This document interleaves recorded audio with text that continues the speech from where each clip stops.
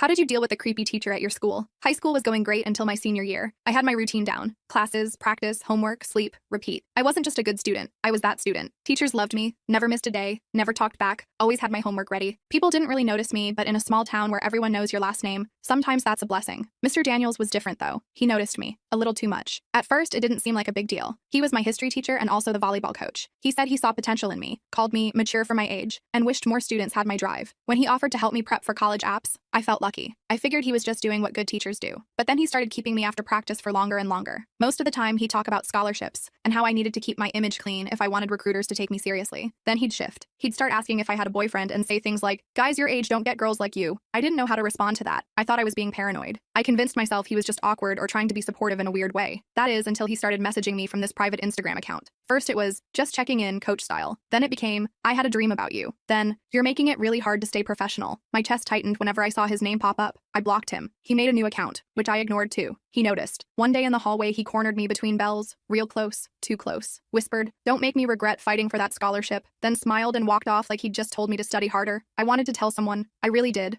I even sat in the counselor's office and laid it all out. She stared at me like I told her the vending machine stole my dollar, said not to confuse kindness for something else. The principal wasn't any better. He actually said, "He's been here 15 years. Maybe he's just trying to help and you're uncomfortable with attention." I felt like I was the problem. I started skipping practice, then class. My grades dropped. My mom said I was being dramatic, that I couldn't afford to throw everything away over some misunderstanding. Then came the worst day. I'd left my water bottle in the locker room and returned after everyone had left. He was there, leaning against the wall like he was waiting, told me he wanted to clear the air. I froze. He stepped in front of the door. He didn't touch me, but he got close, real close. Said, "You know this could all go away if you stopped acting like a victim." And he looked at me like he'd just offered a truce. I went home shaking. I couldn't even cry. I just sat there in front of my laptop and started gathering everything. Screenshots, those creepy DMS, even emails he'd sent from weird anonymous accounts. I put it all into a thread on a burner Twitter account. I tagged the school, the district, a couple local reporters. It went viral overnight. By morning, other girls had come forward, some current students, some who'd already graduated. Turns out I wasn't the only one. Just the first to say it where the world could hear. Mr. Daniels was put on leave that week. The investigation opened fast. The principal retired without a word. The counselor announced some early personal leave. Some days I feel brave. Other days I feel like a shell of who I used to be. But people look at me differently now. Not like I'm a problem. More like I told the truth when no one else would. I didn't save my scholarship. I might have lost more than I gained, but I kept something bigger. I kept my voice. And this time, no one could silence it.